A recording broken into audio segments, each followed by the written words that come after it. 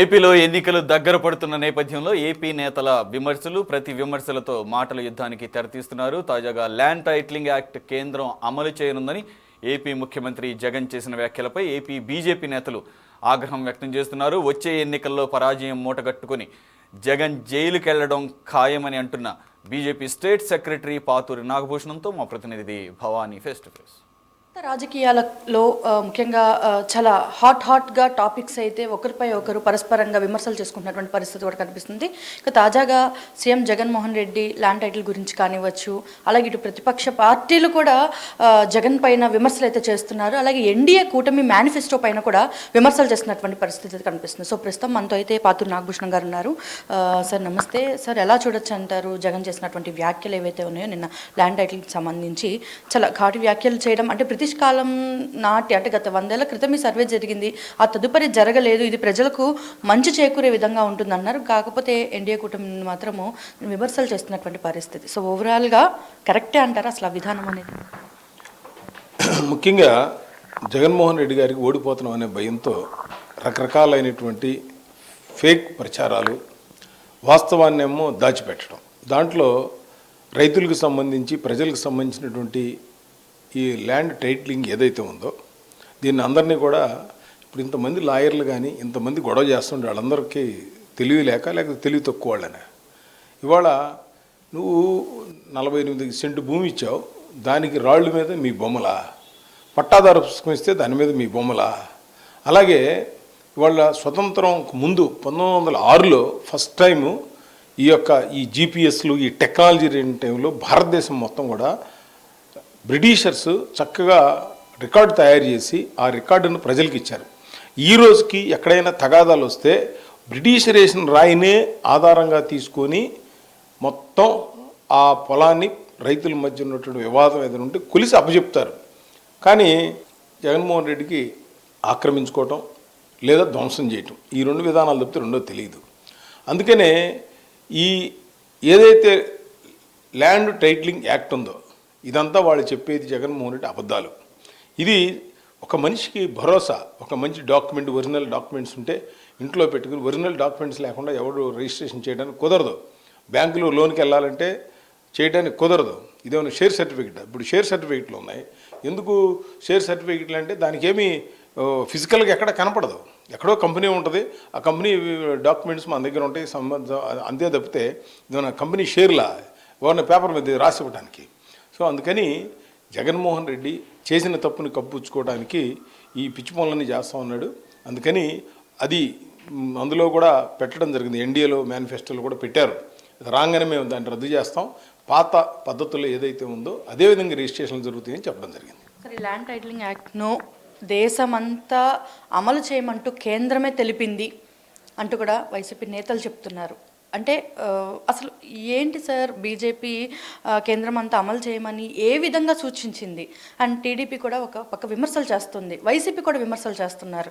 మెమోలో ఉంది ఒకటైతే, టీడీపీ విపక్షాలు ఇంకొక విధంగా వాటిని దుష్ప్రచారం చేస్తున్నారు. అసలు రిజిస్ట్రేషన్ అనే ఒక సంస్థను, శాఖను కూడా చాలా చిన్నబుచ్చుతున్నాయి అంటూ వైసీపీ నేతలే తెలుపుతున్నారు. మరి అమలు చేయమన్నటువంటి కేంద్రమే ఇప్పుడు జగన్ మాట్లాడుతుంది తప్పు అంటున్నారు. అసలు ఏం జరిగింది, ప్రజల్లోకి ఏం మెసేజ్ వెళ్ళింది? అది కాదు, కేంద్రం 100 సూచనలు చేసింది, 100 శంకుస్థాపనలు చేసాం. మరి అమరావతి శంకుస్థాపన కేంద్రం ఒకే రాజధాని అమరావతి అని చేయడం జరిగింది. మరి దాన్ని 3 రాజధానులు ఎందుకు చేశాడు అంటే, ఏదన్నా నీకు అవకాశం ఉంటేనేమో మా గొప్పతనం, లేకపోతే కేంద్రం మీద నెట్టేయటమా? కేంద్రం వాళ్ళే చెప్తున్నారు సూచించిందని. అంటే నీకున్న అక్కడ కన్వీనియంట్ బట్టి, నీకున్నటువంటి వెసులుబాటుని బట్టి చేయమన్నారు. కానీ నీ కొత్త రూల్స్ తీసుకొచ్చి కోర్టుకు వెళ్ళకూడదు. వాళ్ళు ఇచ్చిన యాక్ట్లో ప్రకారం ఈయన చాలా అమెండ్మెంట్ చేశాడు. కేంద్రం ఇచ్చిన సూచనలు వేరు, ఈయన చేస్తున్నది ఈయనసారి రేపు మళ్ళీ గవర్నమెంట్ వస్తే ఆక్రమించుకుందని ఒక కార్యక్రమంలో పెట్టాడు తప్పితే ఇక్కడేమి కొత్తగా దాన్ని కేంద్రం చెప్పిన రూల్స్ ప్రకారం లేదు. ఈయన కొన్ని అమెండ్మెంట్ చేశాడు, ఆ అమెండ్మెంట్స్ అన్ని తప్పని చెప్పి ఈరోజు చెప్తా ఉన్నాం. ఎప్పుడూ లేనటువంటి ఒక వివాదం, ఫెన్షన్ల వివాదం.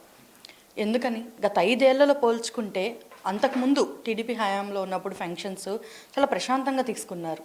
తర్వాత వాలంటీర్ సంస్థ వచ్చిన తర్వాత అంటే ఎందుకని ఒక పక్క సచివాలయాలు కూడా ఉన్నాయి, వారికి పని లేకుండా వాలంటీర్స్ రావడము.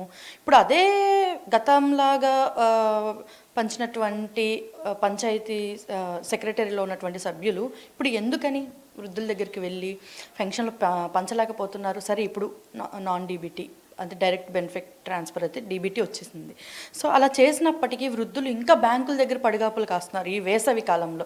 సో దీనికి ఒక ఫుల్ స్టాప్ అనేది ఉంటుంది అనుకోవచ్చా? అంటే ఇన్ని చూసాం, ఎంతోమంది వృద్ధులు పేదలు చనిపోయారు, మహిళల్లో మెయిన్గా వృద్ధులు చూసినట్లయితే. సో దీనికి ఒక ఫుల్ స్టాప్ ఉంటుంది అనుకోవచ్చా? జగన్మోహన్ రెడ్డి నాది పేదల పార్టీ అంటాడు. అది పేదల పార్టీ, పేదల రక్తం తాగే పార్టీ అది. ఎందుకంటే వాళ్ళకి జాలి దయ అనేది లేదు. అదేమంటే అపోజిషన్ వాళ్ళని పెత్తందారుల పార్టీ అంటారు. ఎవరు పెత్తందారుల పార్టీ, ఎవరు పేదల పార్టీ ప్రజలందరూ గమనిస్తూ ఉన్నారు. అక్కడ ఉన్నటువంటి చీఫ్ సెక్రటరీ 64 లక్షల మందికి మీరు పెన్షన్లు ఇవ్వాలంటే 1,35,000 మంది అక్కడ క్లియర్గా సచివాలయం ఎంప్లాయీస్ ఉన్నారు. వాలంటీర్ల ద్వారా ఇవ్వద్దని ఎలక్షన్ కమిషన్ చెప్పింది తప్పితే ఇంటింటికి ఇవ్వద్దని చెప్పలా. 1,35,000 మంది, 64 లక్షల మంది, ఒక్కొక్క వ్యక్తికి 48 మందిని పంచడం పెద్ద గొప్ప విషయం కాదు. ఉదయం 24 మంది, సాయంత్రం 24, మొత్తం డబ్బు డ్రా చేస్తే ఒక్కొక్క సచివాలయం ఎంప్లాయీకి 1,44,000 రూపాయలు వస్తాయి. వాళ్ళు కాక ఎంఆర్ఓ ఆఫీస్, ఎండిఓ ఆఫీస్ ఇంకొక 200 మంది ఎంప్లాయీస్ ఉన్నారు. వీళ్ళందరూ కోఆర్డినేట్ చేస్తే ఉదయం నుంచి సాయంత్రంలో మొత్తం డిస్ట్రిబ్యూట్ అవుతాయి. కావాలని ఇప్పుడున్నటువంటి జవహర్ రెడ్డి ఎవరైతే చీఫ్ సెక్రటరీ ఉన్నారో వీటిని ఈ ప్రభుత్వానికి సపోర్టివ్గా హెల్ప్ చేయాలనే ఉద్దేశంతోనే ఈ కార్యక్రమాన్ని ఇట్లా ఒక తప్పుదోవ పట్టించి లాస్ట్ మంత్ కూడా అదే చేశారు. ఇప్పుడు కూడా మరి డీబీటీ అన్నారు. కొంతమంది మరి బ్యాంక్ కనుక అకౌంట్ ఆపరేట్ చేయకపోతే ఆటోమేటిక్గా అది డీఫంక్ట్ అయిపోద్ది. అలా డీఫంక్ట్ అయ్యి ఇవాళ చెప్తా ఉన్నారు. మేము మొదటి నుంచి 15 రోజుల నుంచి మొత్తుకుంటా ఉన్నాం, నెలాఖరు వస్తుంది మీరు డబ్బులు డ్రా చేసి పెట్టండి అని. అది చేయకుండా ఓట్ల రాజకీయం అధికారులు చేస్తున్నారు. వీళ్ళందరూ కూడా రేపు పొద్దున కేంద్ర ప్రభుత్వానికి, ఎలక్షన్ కమిషన్కి జవాబు చెప్పాల్సిన అవసరం ఉంది. పశ్చిమ నియోజకవర్గంలో సుజనా చౌదరి గారు విస్తృతంగా ప్రచారాలు అయితే కొనసాగిస్తున్నారు. అంటే పశ్చిమలో చూసినట్లయితే 1989 తర్వాత నుండి కూడా పార్టీకి అంటే పార్టీ జెండా కానివచ్చు, అక్కడ పార్టీ యొక్క కార్యక్రమాలు ఏమీ కూడా జరగనటువంటి పరిస్థితి అయితే కనిపిస్తుంది. మరి ఇప్పుడు ఒక్కసారిగా సుజనా చౌదరి గారు అనుకోకుండా టికెట్ రావడం, ఎంటర్ అవ్వడము, కేసినేని నాని పక్కకు వెళ్ళిన తర్వాత, సో ఎలాగా ఎక్స్పెక్ట్ చేస్తున్నారు? ఏముండపోవచ్చు? ఎందుకంటే వెల్లంపల్లి కూడా అక్కడి నుండి పక్కకు వెళ్ళిపోయారు. అంటే చాలా కీలక నేతలంతా నియోజకవర్గం నుండి పక్కకు రావడము, సుజనా చౌదరి అలాగే ఇటు ఆసిఫ్కి ఇద్దరికి పోటీ ఉండబోతుంది అనుకోవచ్చు. ఎందుకంటే పోతిన మహేష్ కూడా జనసేన నుండి పక్కనకు వచ్చి టీడీపీ అంటే ఎన్డీఏ కూటమి మీద ఆయన విమర్శలు చేస్తున్నటువంటి పరిస్థితి. సో ఇదంతా కొంత నెగిటివ్ అవ్వచ్చా? పోతిన మహేష్ పోవడం వల్ల జనసేన అక్కడ ఉండి అతను శల్య సారథ్యం వహిస్తాడని అందరూ అనుకున్నారు. అతను వెళ్ళిపోవడం వల్ల ఇప్పుడు అందరూ క్యాడర్ అంతా వన్ సైడ్గా పనిచేస్తుంది జనసేనలో. అందుకని అతని వల్ల అక్కడేం పెద్ద నష్టం జరగదు. నెంబర్ 1. నెంబర్ 2, అక్కడ ఉన్నటువంటి వైసీపీకి సుజనా చౌదరికి నక్కే నాగలోకి అనుకున్న తేడా ఉంది. సుజనా చౌదరి గారు అంటే ఆయన ఒక కరప్షన్ లేని వ్యక్తి, ఒక బ్రాండ్ ఉన్నటువంటి వ్యక్తి. అతనైతే ప్రజల దగ్గర ఇప్పుడు అక్కడ ఏంటంటే ఇంతకుముందు ఎమ్మెల్యేలు వాళ్ళందరూ కూడా వాళ్ళ మీద భయం ఏంటంటే ఒక బిల్డింగ్ వేసుకుంటే తలుపు పెట్టుకుంటే డబ్బులు, గోడ పెట్టుకుంటే డబ్బులు, లేకపోతే ఏదన్నా బయట ఫ్లోరింగ్ చేస్తే డబ్బులు వసూలు చేసే పరిస్థితి ఉంది. ఆయన అలాంటి పనులు చేయడు. అందరూ కూడా బిజినెస్ పీపుల్ కానీ, కార్మికులు కానీ ఈయన అయితే మనకు అన్నీ హెల్ప్ చేసి పెడతాడు.